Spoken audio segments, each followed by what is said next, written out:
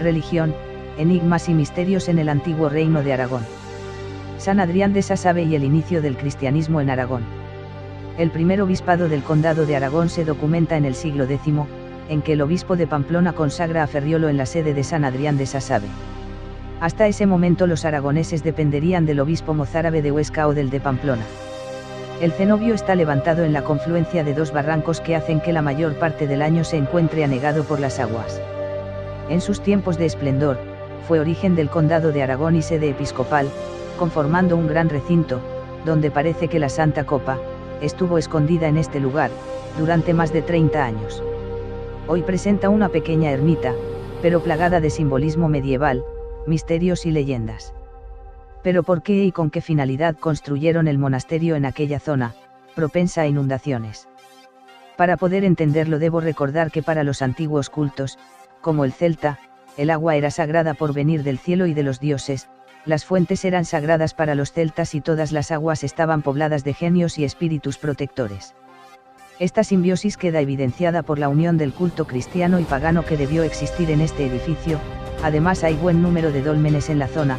Esta fue la iglesia de un monasterio ya desaparecido del siglo X, donde tenían sede los obispos aragoneses, antes de que Jaca fuera obispado y donde, como reza en un sillar de la portada sur, hic requiescunt 3 episcopi.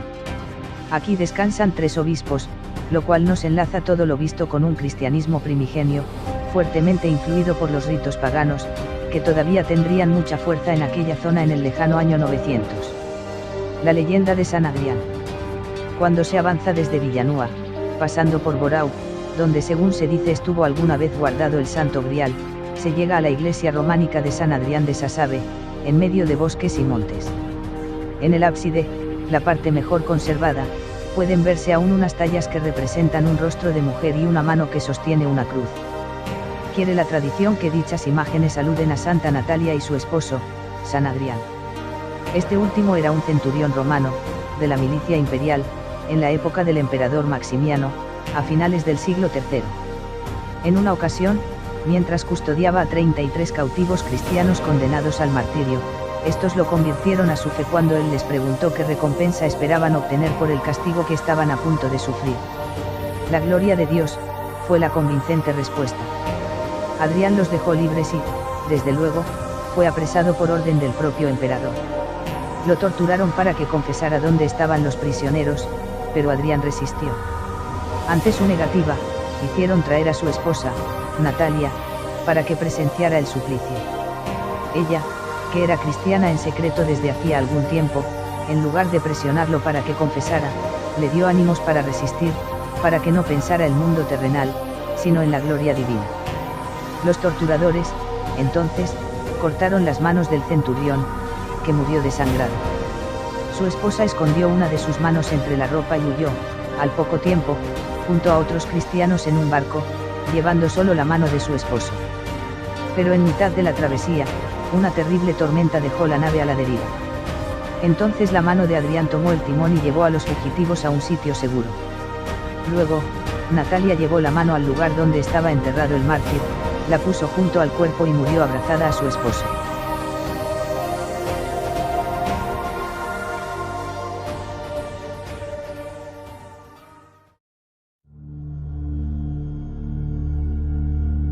Mucho más relevantes fueron en cambio, los monasterios, que articularon no solo los aspectos eclesiásticos, sino que supusieron una parte importante de la articulación política, social y cultural del territorio. Conocemos generalmente como Edad Media Europea al periodo de tiempo comprendido entre la caída del Imperio Romano y la toma de Constantinopla por los otomanos. Pues bien, a esta época se le debía haber llamado, la época de los monasterios medievales. Sin ellos no hubiera sido posible la reconquista, ni la formación de Europa, tal cual la conocemos hoy.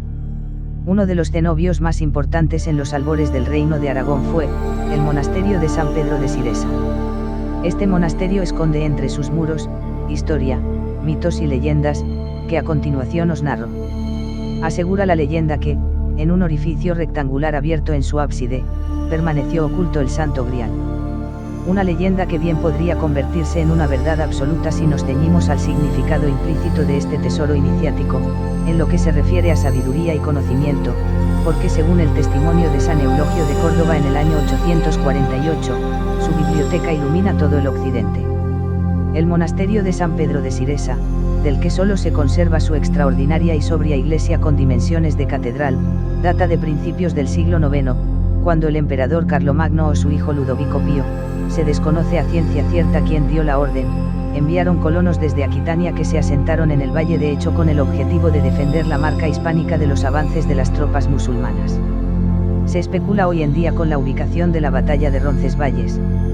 Si se demostrara que el ejército de Carlomagno hubiese hecho la retirada por los puertos de Siresa, tendríamos una explicación muy lógica de la construcción tan gigantesca que realizaron los carolingios en una aldea tan pequeña. En mi opinión, construyeron el monasterio allí, para homenajear a Roland y a miles de soldados francos que cayeron en la emboscada. Estratégicamente, pocos enclaves pirenaicos ofrecían las condiciones óptimas para la movilidad de la cultura, la sabiduría o las tendencias. Por Siresa discurría la espectacular calzada romana que unía la comarca francesa del Béarn con Caesar Augusta a través del puerto del Palo, una auténtica obra de ingeniería que siguió operativa durante toda la Edad Media facilitando el paso a personas, pero también a carros e incluso a maquinaria tecnológica de la época. Fueron el conde Galindo Aznárez y el abad Zacarías, miembros del destacamento de colonos bearneses, los encargados de iniciar la época de esplendor que durante varios siglos vivió la comarca pirenaica. Zacarías compró a Sorbetano, jefe de la población autóctona de origen celtíbero, la villa de Surba Siresa, donde fundó el cenobio de mayores dimensiones de los Pirineos. No obstante, tanto su enigmático diseño arquitectónico como la falta de datos fehacientes sobre su fecha de construcción hacen creíble la teoría de que Almanzor destruyera la primera edificación de corte carolingio allá por el año 999 cuando arrasó toda la zona pirenaica, y que la iglesia que ahora conocemos románica se elevara sobre la anterior. Sea como fuere, tal y como hizo saber San Eulogio de Córdoba al obispo Guilesindo de Pamplona en una carta enviada en el año 851, el cenobio ilumina todo el occidente, aumentando así el prestigio de su exquisita biblioteca y de su influencia. El monasterio de San Pedro de Siresa llegó a albergar en esa época a más de 100 monjes, además de leyendas y mitos como el de la serpiente de la mora que se han transmitido de boca en boca hasta nuestros días.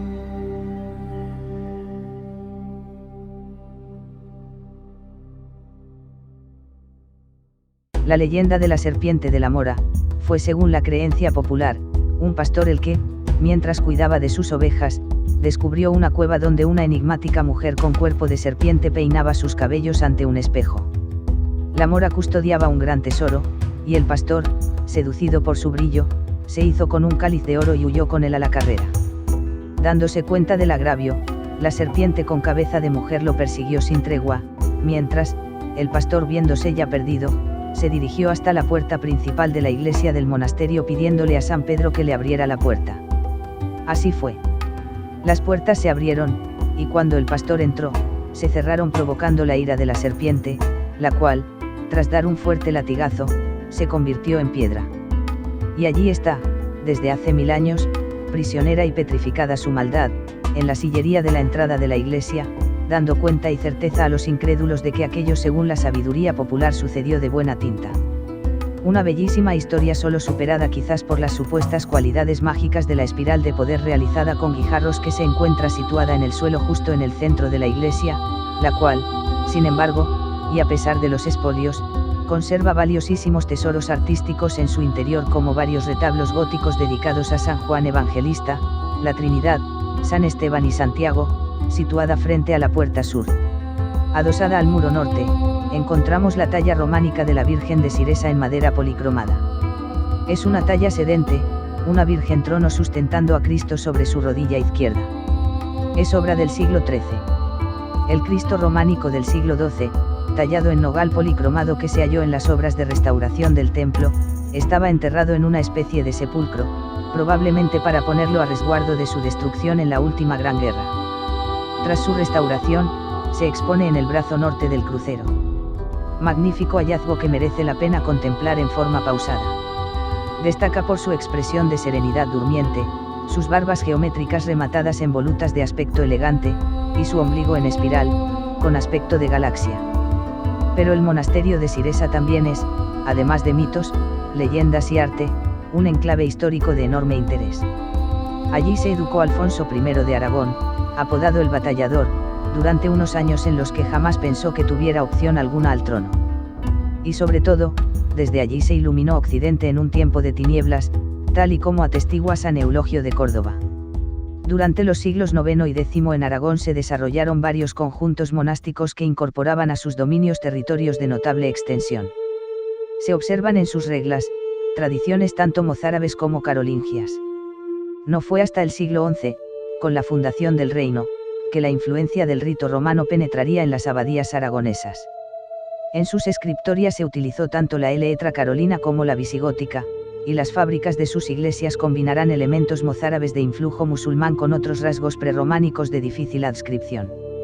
Otros monasterios importantes fueron el de San Martín de Cillas, primera mitad del siglo IX, situado al comienzo del valle de Ansó a poca distancia de la Foz de Viñés, el de San Julián de Navasal, en la cabecera del valle de Hecho, San Martín de Cercito, valle de Acumuer, al oeste del condado aragonés, y el comentado anteriormente de San Adrián de Sasabe, fundado a finales del siglo IX y situado en el valle de Borau, que a comienzos del siguiente siglo se convertiría en la primera diócesis de Aragón.